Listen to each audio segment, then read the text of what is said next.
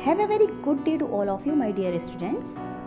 इतिहास कक्षा 7 पाठ 13 मराठा राज्य का उदय एवं भारत में यूरोपियों का आगमन। आज की वीडियो में हम इसी अध्याय का अध्ययन कार्य करने जा रहे हैं। तो चलिए वक्त की बहुमूल्यता को ध्यान में रखते हुए हम शुरू करते हैं आज का अध्ययन कार्य। डियर स्टूडेंट्स, मराठा शक्ति का उदय किसी एक व्यक्ति अथवा विशेष व्यक्ति समूह का कार्य नहीं था, बल्कि इसका आधार महाराष्ट्र के संपूर्ण निवासी थे, जिन्होंने जाति, भाषा, धर्म, साहित्य और निवास स्थान की एकता के आधार पर राष्ट्रीयता की भावना को जन्म दिया।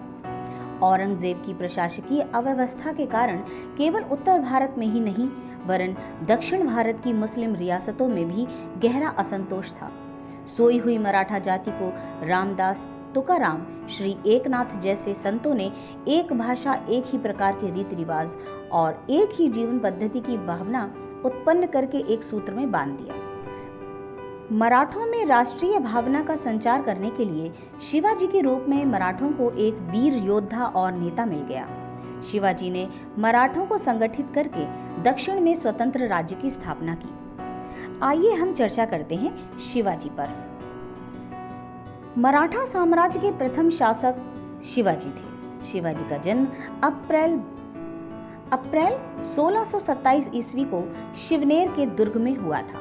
इनके पिता का नाम शाहजी भोसले था और माताजी का नाम जीजाबाई था। शाहजी भोसले पहले अहमदनगर के निजाम तथा बाद में बीजापुर के दरबार में नौकरी करते थे। शिवाजी के पालन पोषण का पूरा दायित्व उनकी माता जीजाबाई पर था। शाहजी ने शिवाजी को अपनी एक जागीर पुणे दे रखी थी। शिवाजी साहसी थे और सोचते थे कि वह दूसरे राजाओं की सेवा क्यों करें, खुद का राज्य क्यों न बना लें। मराठों का अलग राज्य बनाने का उद्देश्य लेकर शिवाजी 18 साल की उम्र से ही सेना इकट्ठी करने लगे। धीरे धीरे अपनी शक्ति संगठित करके एक स्वतंत्र राज्य बनाने के उद्देश्य से शिवाजी ने आसपास के क्षेत्रों पर आक्रमण करके उन्हें जीत लिया। उन्होंने पूना के आसपास के कई पहाड़ी किलों को जीता और नए दुर्गों का निर्माण भी कराया, जैसे रायगढ़ का दुर्ग। शिवाजी को स्वतंत्र राज्य की स्थापना करने में दक्षिण के बीजापुर और अहमदनगर के सुल्तानों तथा दिल्ली के मुगल बादशाह से संघर्ष करना पड़ा। शिवाजी को मारने के लिए बीजापुर के सुल्तान ने अपने एक प्रमुख सेनापति अफजल खां को एक विशाल सेना के साथ भेजा। अफजल खान ने शिवाजी को मारने के लिए चालाकी से उन्हें अपने तंबू में बुलाया। आइए अब आगे की कहानी हम पढ़ते हैं। अफजल खां अपने पहरेदारों के साथ पालकी में बैठकर शिवाजी से मिलने चल दिया और वह खुद से ही सोचता है, शिवाजी ने कहा था सेना मत लाना, डरपोक कहीं का। शिवाजी भी अपने पहरेदारों के साथ अफजल खां से मिलने चल दिए। तुम्हारा अंतिम समय आ चुका है, आओ बेटे मुझसे गले मिलो। अफजल ने शिवाजी को गले लगाया और अपना खंजर शिवाजी को मारने के लिए उठा लिया। अरे यह मुझे मारना चाहता है, ऐसा शिवाजी ने सोचा। शिवाजी ने खंजर झपट लिया और हाथ में पहने बखनक से अफजल खां के पेट में खंजर घोंप दिया। या अल्लाह, ऐसा अफजल खां के मुंह से निकला और इस तरह शिवाजी ने अफजल खां को अपनी चालाकी और साहस से मार डाला। शिवाजी को नियंत्रित करने के लिए मुगल बादशाह औरंगजेब ने सूबेदार शाइस्ता खां को भेजा। शिवाजी ने उसे भी परास्त कर दिया। इसके बाद औरंगजेब ने जयसिंह को शिवाजी के पास भेजा। जयसिंह के समझाने बुझाने पर औरंगजेब से संधि करने के लिए शिवाजी औरंगजेब के दरबार में गए। वहां शिवाजी के स्वतंत्र व्यवहार से वह असंतुष्ट हो गया और उसने शिवाजी को कैद कर लिया। शिवाजी औरंगजेब की इस कैद से एक योजना बनाकर निकल गए। इसके बाद उन्होंने 1670 ईस्वी में सूरत पर आक्रमण करके बहुत सी संपत्ति इकट्ठी कर ली। शिवाजी का रायगढ़ में एक पंडित गंगा भट्ट के द्वारा विधिवत राज्याभिषेक हुआ और उन्होंने छत्रपति की उपाधि धारण की। शिवाजी का राज्य उत्तर में रामनगर यानी सूरत में स्थित से लेकर दक्षिण में कारवार तक समुद्र तट के किनारे किनारे फैला हुआ था। 1680 ईस्वी में शिवाजी की मृत्यु हो गई। डियर स्टूडेंट्स, आइए एक नजर डाल लेते हैं शिवाजी के शासन प्रबंध पर। शिवाजी एक कुशल सैनिक, योग्य सेनापति तथा लोकप्रिय शासक थे। शिवाजी ने अपनी योग्यता के आधार पर मराठों को संगठित किया और दक्षिण की राजनीतिक सूझ के चलते पृथक यानी अलग मराठा राज्य की स्थापना की। शिवाजी ने अपने राज्य की व्यवस्था के लिए 8 मंत्री नियुक्त किए। इन्हें अष्टप्रधान कहा जाता था। प्रत्येक मंत्री सीधे राजा के प्रति उत्तरदायी था। पेशवा का पद सबसे महत्वपूर्ण होता था। वित्त व्यवस्था व सामान्य प्रशासन पेशवा ही देखता था। आइए अष्टप्रधान पर नजर डालते हैं। पहला है पेशवा, जिसको हम प्रधानमंत्री बोल सकते हैं। दूसरा है अमात्य यानी मजूमदार। तीसरा है मंत्री वाकिया नवीस। चौथा है शुरू नवीस। पांचवा है सुमंत यानी दबीर। छठा है सेनापति यानी सरे नौबत। और सातवां है पंडित राव। और अंतिम है न्यायाधीश।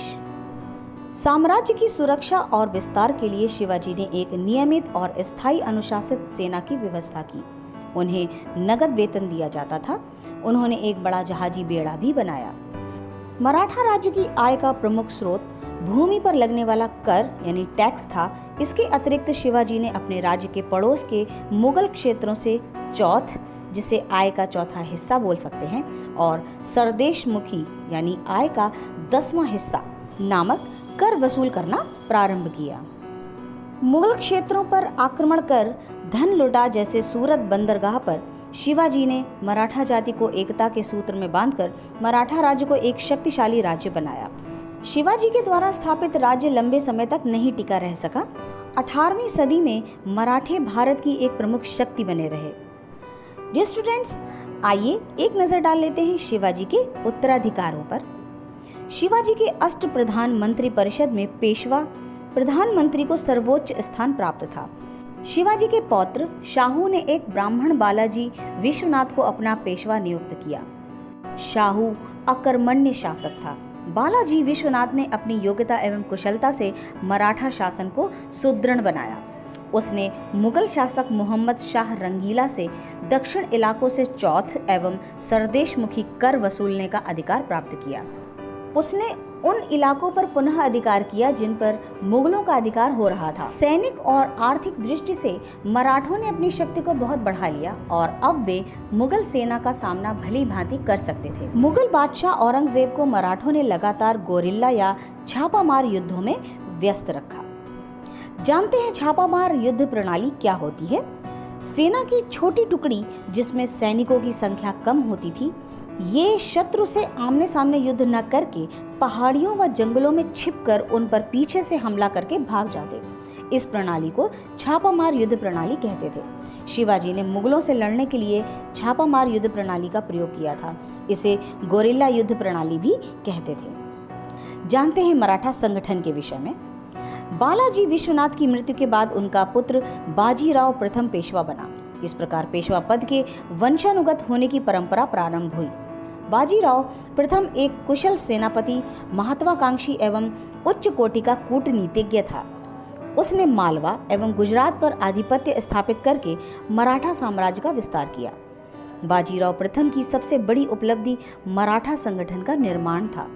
उन्होंने मुगल विजित प्रदेशों को मराठा सरदारों में बांट दिया। ये प्रमुख मराठा सरदार थे नागपुर के राघोजी भोसले, बड़ौदा के पिल्लीजी गायकवाड़, इंदौर के मल्हर राव होलकर और ग्वालियर के रामजी सिंधिया। बाजीराव प्रथम ने इनको अपने अपने क्षेत्रों में संपूर्ण स्वतंत्रता दी। वे अपने अपने क्षेत्रों में अपने अनुसार कर लगाने के लिए स्वतंत्र थे, लेकिन उन्हें एक निश्चित रकम पेशवा को भेंट करनी पड़ती थी। इन मराठा सरदारों को पेशवा के अधीन रहकर कार्य करना होता था और समय पड़ने पर पेशवा के नेतृत्व में सैनिक अभियान में जाना पड़ता था। इस प्रकार मराठा सरदारों का यह समूह मराठा संगठन कहलाया, जिसका मुखिया पेशवा था। बाजीराव प्रथम की मृत्यु के बाद उसका पुत्र बालाजी बाजीराव द्वितीय पेशवा बना। उन्होंने मालवा, गुजरात, बुंदेलखंड, बंगाल, उड़ीसा, बीजापुर और औरंगाबाद के कुछ हिस्सों पर अधिकार कर लिया। इस प्रकार दक्षिण में मराठों का दबदबा बढ़ गया।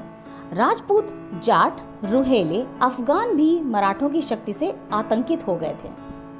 नीचे दी गई तालिका को पूरा कीजिए। ये आपको करना है। बताती हूँ आपको करना क्या है। युद्ध दिए हुए हैं, इनका वर्ष आपको लिखना है, किन किन के बीच हुआ और इसका परिणाम। डियर स्टूडेंट्स, आपको पानीपत का प्रथम युद्ध और द्वितीय युद्ध का वर्ष किन किन के बीच हुआ और इनका क्या परिणाम हुआ, ये लिखना है। आइए अब हम पानीपत के तीसरे युद्ध के विषय में पढ़ते हैं। मराठों ने पंजाब पर भी आक्रमण कर उसे जीत लिया, जिस पर अफगानिस्तान के शासक अहमद शाह अब्दाली का अधिकार था। अब्दाली ने रुहेले अफगानों की सहायता से पंजाब पर पुनः अधिकार करके दिल्ली की ओर प्रस्थान किया, जहां सन 1761 में पानीपत के मैदान में मराठों और अब्दाली की सेनाओं के बीच युद्ध हुआ। मराठों को जाट, राजपूत एवं सिख सरदारों का सहयोग नहीं मिला और अहमद शाह अब्दाली विजयी रहा। अहमद शाह अब्दाली की जीत का एक कारण ऊंटों पर रखी घूमने वाली तोपें भी थी, जिन्होंने मराठों को काफी नुकसान पहुंचाया। पानीपत का युद्ध मराठों के लिए घातक सिद्ध हुआ, क्योंकि पंजाब के आक्रमण से अहमद शाह अब्दाली का भारत में आगमन हुआ। इस युद्ध में पहली बार मराठों ने छापामार युद्ध पद्धति के स्थान पर खुले रूप से मैदान में युद्ध के तरीकों को अपनाया, जिसके वे अभ्यस्त ही नहीं थे। अतः युद्ध में उच्च कोटि के मराठी सैनिकों को अपनी जान से हाथ धोना पड़ा। मराठों के पतन से अंग्रेजों को भी साम्राज्य विस्तार का सुअवसर प्राप्त हो गया। आइए एक नजर डालते हैं 18वीं शताब्दी में भारत की स्थिति क्या थी। 18वीं शताब्दी के आरंभ में भारत के विभिन्न भागों में देशी और विदेशी शक्तियों के अनेक छोटे बड़े राज्य स्थापित होने लगे थे। बंगाल, अवध और दक्षिण आदि प्रदेशों ने अपनी स्वतंत्रता स्थापित कर ली। भारत के उत्तर पश्चिम की ओर से विदेशी आक्रमण होने लगे। सन 1739 में नादिर शाह के आक्रमण ने कमजोर मुगल साम्राज्य की जड़ें हिला दी थी और सन 1761 में अहमद शाह अब्दाली के आक्रमण ने मराठों के अस्तित्व को लगभग समाप्त ही कर दिया था। इस समय कोई एक ऐसी शक्ति नहीं थी जो विशाल भारत को एकजुट रख सकती। मुगलों के पतन, मराठों की हार तथा छोटे छोटे राज्यों के आपस की लड़ाई ने यूरोपीय कंपनी को शीघ्र ही सर्वश्रेष्ठ बना दिया। विदेशी व्यापारी कंपनियों ने भारत की राजनीति में हस्तक्षेप करना प्रारंभ कर दिया था। आपको ये बताना है कि किस मुगल शासक ने विदेशी कंपनियों को भारत में व्यापार करने की इजाजत दी थी। आपको लिखना है इस समय तक कौन कौन सी विदेशी कंपनियां भारत में आ चुकी थी, उनके नाम लिखिए। जिस समय यूरोप में पुनर्जागरण आंदोलन जोर पकड़ रहा था, भारतीय समाज लोकवाद और भक्तिवाद के गहरे सागर में डूबा हुआ था। वह दूसरे देशों में हो रहे विकासों को नजरअंदाज कर रहा था। मुगल सम्राट एवं उच्च वर्ग करोड़ों रुपए ऐश्वर्य सामग्री बनाने व जुटाने में खर्च कर देते थे। उन्होंने घरेलू औद्योगिक व्यापार को सुदृढ़ बनाने की बजाय विदेशों से भोग विलास की वस्तुएं मंगवाना उचित समझा। जहां यूरोप में किताबें मुद्रणालय में छपती थीं, भारत में किताबें अभी तक हाथों से लिखी जाती थीं, जिसका उदाहरण हमें बाबरनामा एवं अकबरनामा जैसी हस्तलिखित पुस्तकों से मिलता है। उधर यूरोप में जहां प्रौद्योगिकी का विकास हो रहा था तथा लड़ाई के लिए नए नए हथियार, बंदूक, हल्की तोपें आदि का निर्माण हो रहा था, भारतीय अभी भी पैदल सेना, हाथी, तलवार, भालों तथा भारी भरकम तोपों का इस्तेमाल कर रहे थे। यद्यपि 18वीं शताब्दी में भारत में व्यापार और वस्तु निर्माण का विस्तार होता रहा, परंतु यूरोप की तुलना में भारत न केवल विज्ञान और प्रौद्योगिकी के क्षेत्र में बल्कि अन्य मामलों में भी पिछड़ा ही रहा। उदाहरण के लिए माल का ज्यादातर निर्माण छोटे पैमाने पर ही किया जाता था। मशीनों का कोई इस्तेमाल नहीं किया गया और कारीगर सरल से सरल औजारों से ही कार्य करते रहे।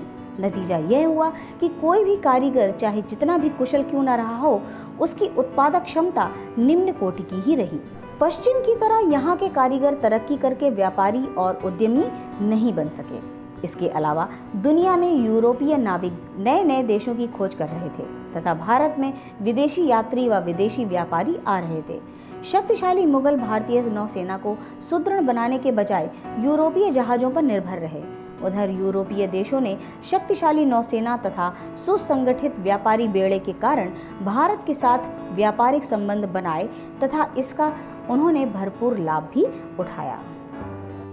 मुगलों ने विदेशी व्यापार के महत्व को समझ लिया था। इस कारण उन्होंने यूरोपीय व्यापारिक कंपनियों को संरक्षण एवं प्रोत्साहन प्रदान किया। राष्ट्र के आर्थिक विकास में वे नौसेना के महत्व को नहीं समझ सके। इस कारण भारतीय व्यापारी एवं निर्माता शक्तिशाली नौसेना तथा सुसंगठित व्यापारी बेड़े के अभाव में विदेशों से होने वाले व्यापार के मुनाफे का अधिक लाभ नहीं उठा सके। इस प्रकार विज्ञान एवं तकनीकी के क्षेत्रों में भारत अन्य देशों से पिछड़ता गया। मुगल शासक वर्ग ने उन्हीं बातों में दिलचस्पी रखी जो उनके तात्कालिक महत्व तथा विलास की थी। भविष्य को निर्धारित करने वाली बातों के प्रति उनकी कोई रुचि नहीं थी। इसके दूरगामी परिणाम हुए और भारत आने वाले 200 वर्षों तक विदेशी ताकतों की जंजीरों में जकड़ा रहा। डियर स्टूडेंट्स, चलिए चलते चलते हम एक नज़र डाल लेते हैं इस अध्याय की शब्दावली पर। चौथ किसे कहते हैं? मुगल राज्य को दिए जाने वाले कुल लगान का 1/4 भाग, जिसको मराठे अतिरिक्त कर के रूप में मराठा राज्य के बाहर के क्षेत्रों से वसूला करते थे, सरदेशमुखी कहलाता है। संपूर्ण आय का 10वां भाग, जिसको मराठे सारे क्षेत्र से वसूल करते थे। अष्टप्रधान किसे कहते हैं? 8 मंत्रियों की एक समिति जो शासन कार्यों में मराठा शासक को सलाह देने का कार्य करती थी। डियर स्टूडेंट्स, आज के लिए इतना ही। यहीं पर समाप्त होता है हमारा 13वां अध्याय।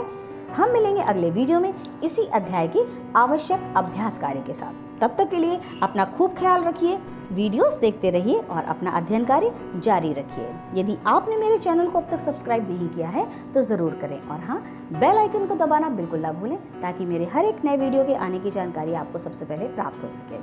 Thank you.